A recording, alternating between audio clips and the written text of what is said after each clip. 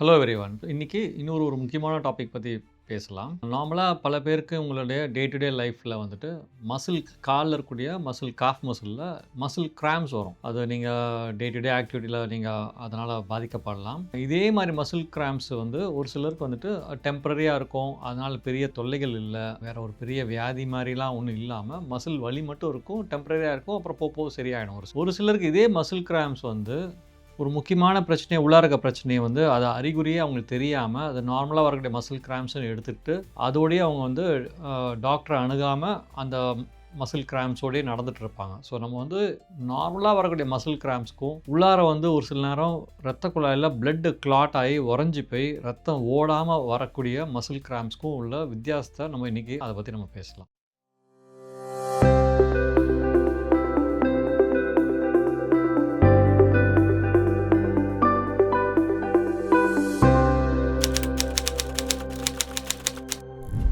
இப்போ ரெகுலரா வரக்கூடிய மசில் கிராம்ப்ஸ் வந்து டெம்பரரியா இருக்கும். சப்போஸிங் இன்னைக்கு நெறையா வேலை செய்றீங்க, நீண்ட நேரம் நிக்கிறீங்க, தண்ணி சரியா குடிக்கல, சப்போஸிங் வந்து உங்களுக்கு விட்டமின் டெஃபிஷியன்சிஸ் இருக்கு, பொட்டாசியம் கம்மியா இருக்கு, இல்ல மெக்னீசியம் கம்மியா இருக்கு, இல்ல புரோட்டீன்ஸ் ஒரு சிலருக்கு கம்மியா இருக்கு, விட்டமின் டி கம்மியா இருக்கு.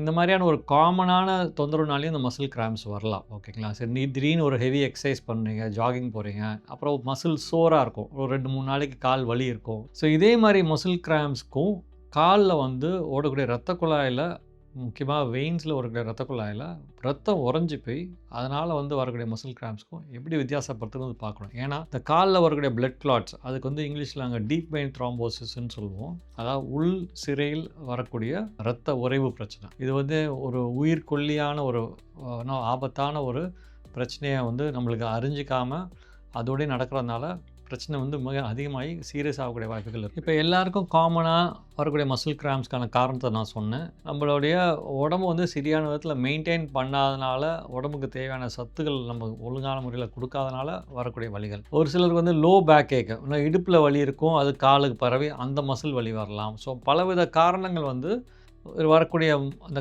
மசில் கிராம்ப்ஸ் வந்து டெம்பரரியாக இருக்கும். ஒரு இன்னும் வரும் போகும். உங்களுடைய தொந்தரவு வந்து உங்களை அடித்து போட்ட மாதிரி இல்லை, ஒரு முக்கியமாக ஏதாவது ஒரு வேலைக்கு போக முடியாத மாதிரி ஒரு சூழ்நிலை இதெல்லாம் தள்ளாது. ஆனால் டே டு டே உங்களுக்கு இது தொல்லையாக கொடுத்துட்ருக்கோம். அதை நீங்கள் காரணத்தை கரெக்டாக நீங்கள் கண்டுபிடிச்சி அதை நீங்கள் ரெக்டிஃபை பண்ணுற மாதிரி இருக்கும். இப்போ இதே வந்து ஒரு சிலருக்கு பிளட் கிளாட் வரக்கூடிய நபர்களுக்கும் இதே மாதிரி மசில் கிராம்ப்ஸ் வரும். இப்போ என்னென்னா, அந்த மாதிரி பிளட் கிளாட் வரக்கூடிய நபர்கள் யாருக்கு ரிஸ்க் அதிகமாக இருக்குன்னு பார்க்கும்போது ஒபீஸ் பேஷண்ட்ஸ், ரொம்ப பருமனாக இருக்கவங்க, மொபிலிட்டியே இல்லாமல், ஏன்னா வயதான நபர்கள் வீட்டில் நடவடையாக இல்லாமல் ஒரே இடத்துல உட்காந்துட்டே இருக்கிறது, காலை தொங்க போட்டு டிவி பார்க்குறது, மொபிலிட்டி மூவ்மெண்ட்டே இல்லாமல் இருக்க நபர்களுக்கு பிளட் கிளாட் வரக்கூடிய ரிஸ்க் அதிகமாக இருக்குது. ஒரு சிலருக்கு வந்து உள்ளே வந்து கேன்சர் இருக்கும், அதை தெரிஞ்சிக்காமல் இருந்திருப்பாங்க, இல்லை கேன்சருக்கு வைத்தியம் பண்ணுவாங்க. அந்த மாதிரி கேன்சர் வரக்கூடிய நபர்கள், உள்ளே தெரியாமல் இருக்க கேன்சர் இருக்கக்கூடிய நபர்களும் பிளட் கிளாட் வரலாம். பேசிக்காக இந்த பிளட் கிளாட் வரதுக்கான 3 காரணங்கள் என்னென்னா, சப்போஸிங் வேரிகோஸ் வெயின்ஸ் வருது, காலில் ரத்த தேக்கம், கால் ஹெவியாக இருக்குது, கால் வீக்கம் வருது, தோல் கருத்து போகுது,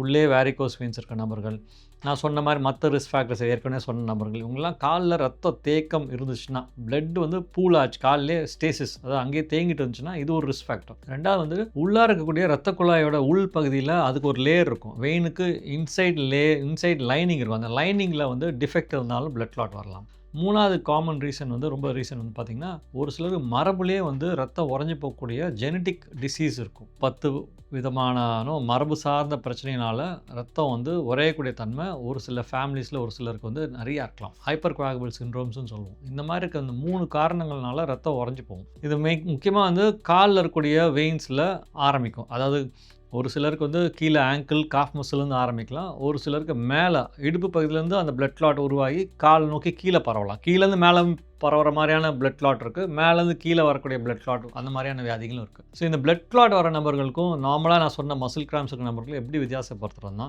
அந்த பெயின் ஏற்கனவே வரக்கூடிய மசில், இதனால் நம்ம நார்மலாக டே டு டே ஆக்டிவிட்டியில் வரக்கூடிய சிம்பிள் மசில் கிராம்ப்ஸ் வர வந்து நீங்கள் ரெஸ்ட் எடுத்திங்கன்னா ரிலீவ் ஆகிடும்.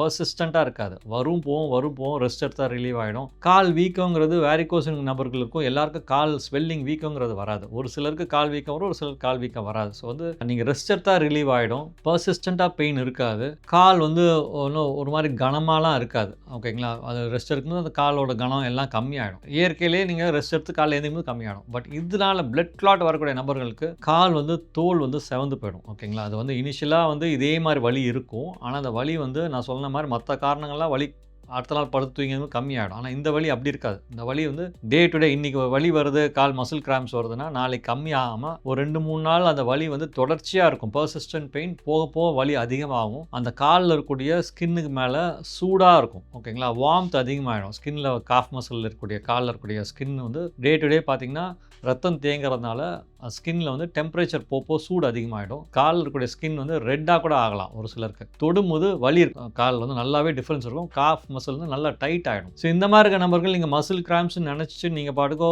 இன்னும் பக்கத்தில் ஏதாவது மசாஜுக்கு போகிறது, இல்லை நீங்களே அதை வலி மாத்திரை வாங்கி சாப்பிட்றது, இந்த மாதிரியான டாக்டர் அணுகாமல் ஏதோ சாதாரணமாக தசை புரண்டுருச்சு, இந்த வேலை செஞ்சேன், நீங்களாக ஒரு காரணத்தை கண்டுபிடிச்சி அதை பண்ணும்போது இதனால் என்னென்னா அந்த பிளட் கிளாட் வந்து மேலே மேலே மேலே இன்னும் வந்து கால் பகுதியிலேருந்து தொடைப்பகுதியிலேருந்து வயிறு பகுதிக்கு மேலே ஏறிட்டு போகக்கூடிய வாய்ப்புகள் இருக்குது. அதாவது தொந்தரவோட தீவிரம் இன்னும் அதிகமாகும். இதெல்லாம் அறிஞ்சிக்காமல் ஒரு சிலர் வந்து ரொம்ப லேட்டாக கால் தொடையில் ரொம்ப டைட் ஆகிட்டு வர்றது, அந்த பிளட் கிளாட் வயிறு வரல் மேலே அந்த பாதை வழியாக மேலே ஏறி போகிற மாதிரியான ஒரு நபர்கள் நம்ம நிறைய பேர் நம்ம பேஷண்ட்ஸ் பார்க்குறோம். அதை மிஸ் பண்ணிட்டு வராங்க, பக்கத்தில் லோக்கலாக ட்ரீட்மெண்ட் வாங்கிட்டு வர்றது. ஸோ இதனால் நீங்கள் எப்படி வித்தியாசப்படணும்னா டே டு டே பெயின் கம்மியாகுது, ரிலீவ் ஆகுது வித் ரெஸ்ட்டு, கால் தொந்தரவு அதிகமாகலைன்னா அது நார்மல் கிராம்ப்ஸ் நான் சொன்ன அந்த கண்டிஷன்ஸ்னால வரலாம். இதே பெயின் வந்து பர்சிஸ்டண்ட்டாக எவ்ரிடே டைட் ஆகிட்டே போகுது, கால் இன்னும் வார்ம் ஆகிட்டே போகுது, ஸ்கின் ரெட் ஆகிட்டே போகுது, நடக்கவே முடியல, காஃப் மசிலில் கை வச்சாலே ரொம்ப டெண்டராக இருக்குது, இந்த மாதிரி இருக்க நபர்கள் தயவு செஞ்சு வந்து நீங்கள் வாஸ்குலர் சர்ஜன்ஸ் அணுகி இதுக்கான டெஸ்ட் ஒரு சிம்பிள் டாப்லர் டெஸ்ட் பண்ணாலே உள்ள பிளட் கிளாட் இருக்கான்னு தெரிஞ்சிடும். இமீடியட்டாக அதுக்கு வைத்தியம் ஆரம்பிக்கணும். It's like sort of medical semi emergency. ஓகேங்களா? ஏன்னா 2 விதமான பிரச்சனைகள். ஒன்று வைத்தியம் பண்ணலாம், கிளாட் மேலே ஏறிட்டு போகும் டுவர்ட்ஸ் லங்ஸ். ரெண்டாவது வந்து அந்த கிளாட் வந்து அந்த வெயின்லேருந்து கம்ப்ளீட்டாக லங்ஸுக்கு எம்டிஆகி லங்ஸில் போய் அடைச்சி லங்ஸில் போய் அடைக்கக்கூடிய அந்த வியாதி வந்து அக்யூட் எமர்ஜென்சி, மெடிக்கல் எமர்ஜென்சி. அது ஹார்ட் அட்டாக் மாதிரியே மிமிக் பண்ணும். ஆனால் அந்த வெயின் வந்து ஸ்ட்ரெயிட்டாக லங்ஸில் தான் போய் அட்டாச் ஆகும். ஸோ அப்போ வரும்போது ஒரு சிலருக்கு வந்து கண்டிப்பாக வந்து மயக்கம் வரும், பிபி ஃபால் ஆகும், இருதய துடிப்பு மிக மிக அதிகமாகும்.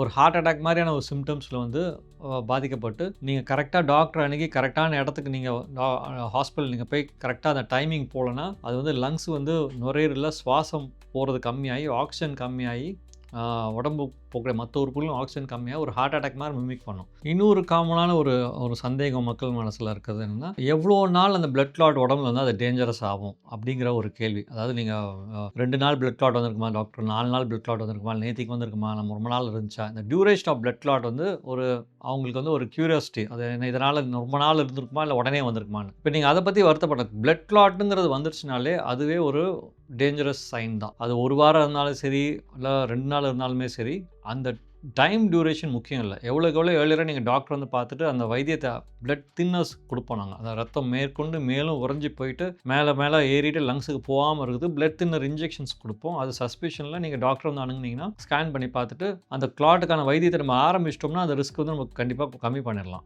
ஆனால் இந்த கிளாட்டோட நார்மலாக வந்து இந்த கிளாட் வந்து ஃபஸ்ட்டு 2 வீக்ஸ்க்கு ஒரு நபருக்கு ஆரம்பித்த ஃபஸ்ட்டு 2 வீக்ஸ்க்கு அந்த கிளாட் வந்து சாஃப்டாக இருக்கும். ஓகேங்களா? அந்த கிளாட் சாஃப்டாக இருக்கிறதுனால நீங்கள் நடக்கும் போதோ மசாஜ் பண்ணும் போதோ இல்லை ஏதாவது எக்ஸசைஸ் பண்ணுற போதோ ஃபிசியோதெரப்பி அதுக்குன்னு மசில் புல் நினச்சி ஃபிசியோதெரப்பி பண்ணும்போது அந்த கிளாட் வந்து இருந்துச்சுன்னா லங்ஸுக்கு நவுந்து போகிறதுக்கிற வாய்ப்புகள் ஃபஸ்ட்டு 2 வீக்ஸ் மிக அதிகம். ஸோ நீங்கள் இமீடியட்டாக டாக்டர் வந்து அணுகிறதா நல்லதே தவிர அது எவ்வளோ நாள் இருக்குங்கிற முக்கியம் இல்லை, ஏர்லி ட்ரீட்மெண்ட் ஆரம்பிக்கிறது அதில் முக்கியமான ஒரு பாயிண்ட். தேர்ட் கொஸ்டின் வந்து நம்ம வந்து எப்படின்னா வேரிகோஸ் வெயின்ஸும் காலில் ரத்தம் தேங்கி கால் வீக்கம் ஏற்பட்டு தோல் கருத்து போய் கால் கனமாக இருந்து அரிப்பு ஏற்பட்டு இன்ஃபெக்ஷன் வர நபர்களுக்கு பிளட் கிளாட் வரதுக்கான வாய்ப்புகள் அதிகமாக அப்படின்னு ஒரு கேள்வி. இப்போ நார்மலாக வந்து அந்த வேரிகோஸ் வெயின் இருக்கக்கூடிய நபர்கள் வந்து நீண்ட வருஷங்களாக இருக்கும் போது அவங்களுக்கு வந்து கால் வீக்கம், காலில் அரிப்பு ஏற்பட்டு இன்ஃபெக்ஷன் வர்றது, தோல் கருத்து போகிறது, ப்ளீடிங் ஆகிறது, இந்த மாதிரியான ஒரு அட்வான்ஸ் வீனஸ் டிசீஸ்ன்னு சொல்லுவோம். அதாவது ஒரு கவனிக்காமல் லேட்டாக வர நபர்களுக்கு ஒரு 10% நபர்களுக்கு பிளட் கிளாட் வரதுக்கான வாய்ப்புகள் மிக அதிகம். ஸோ அதனால் வந்து இது வந்து நம்ம வந்து வேரிகோஸ் வெயின் வந்திருக்கிறதுனால நம்ம பிளட் கிளாட் வராதுன்னு கிடையாது. லேட்டாக காம்ப்ளிகேஷன்ஸ் அதிகமாக அவங்களுக்கு வந்து ஒரு 10% நபர்களுக்கு வேரிகோஸ் வெயின் நபர்களுக்கு பிளட் கிளாட் வரதுக்கான ரிஸ்க் ஜாஸ்தி. இப்போ இவங்களுக்கு வந்து 2 விதமான பிளட் கிளாட் வரலாம். ஒன்று வந்து தோல் மேலாக இருக்கக்கூடிய வெயின்ஸில் பிளட் கிளாட் வரலாம். அதே பிளட் கிளாட் வந்து கவனிக்க தவறிட்டீங்கன்னா, ரொம்ப நெறையா ரத்த தேக்க இருக்க நபர்களுக்கு, வெயின்ஸ் பெருசு பெருசா இருக்க நபர்களுக்கு, அந்த பிளட் கிளாட் வந்து வைத்தியம் பண்ணாம கவனிக்க தவறிட்டீங்கன்னா, ஸ்கின்னுக்கு கீழ இருக்கக்கூடிய பிளட் கிளாட் வந்து உள்ளார இருக்கக்கூடிய வெயின்ஸ்லயும் அது பரவக்கூடிய வாய்ப்புகள் இருக்கு. ஏன்னா வந்து பல பேர் கால்ல இருக்கக்கூடிய மசில் கிராம்ப்ஸ் வந்து பிளட் கிளாட் வரதையும் அதையும் மிக்ஸ் பண்ணிட்டு, பிளட் கிளாட் வர நபர்கள் வந்து மசில் கிராம்ப்ஸ் தான் அப்படின்னு நெனச்சுட்டு லேட்டா வராங்க. அதனால காம்ப்ளிகேஷன்ஸ் ஆயி உயிருக்கு ஆபத்தான நிலைமையிலயும் வரக்கூடிய சான்சஸையும் பார்க்குறோம். இத அவாய்ட் பண்ணிக்கிறதுக்கு உங்களுக்கு இந்த 2த்தையும் வித்தியாசப்படுத்த தெரிஞ்சுக்கிட்டீங்கன்னா, ஏர்லியரா டாக்டர் வந்து பார்த்துட்டீங்கன்னா, இதனால வரக்கூடிய பிரச்சனைய நம்ம கண்டிப்பா அவாய்ட் பண்ணி, இன்னைக்கு பிளட் கிளாட்டுக்கு நல்லா க்யூர் பண்ற அளவுக்கு வைத்திய முறைகள் நெறையா வந்துருச்சு. இன்ஜெக்ஷன்ஸ் குடுக்கலாம். அந்த கிளாட்ட எடுக்கிற மாரியான வைத்திய முறைகளும் வந்துருச்சு. யார் யாருக்கு எவ்ளோ தீவிரமா இருக்கிறத பார்த்துட்டு, அதுக்கான கரெக்ட்டான வைத்தியம் பண்ணும்போது குணப்படுத்தக்கூடிய வாய்ப்புகள் மிக அதிகம். கவனிக்க தவறுறது தான் இதில இருக்கக்கூடிய மெயின் இது. அத கவனிக்க தவறாம நீங்க டாக்டர அணுகி கரெக்ட்டா வந்துட்டீங்கன்னா, இந்த பிரச்சனைய நீங்க அவாய்ட் பண்ணிக்கலாம்.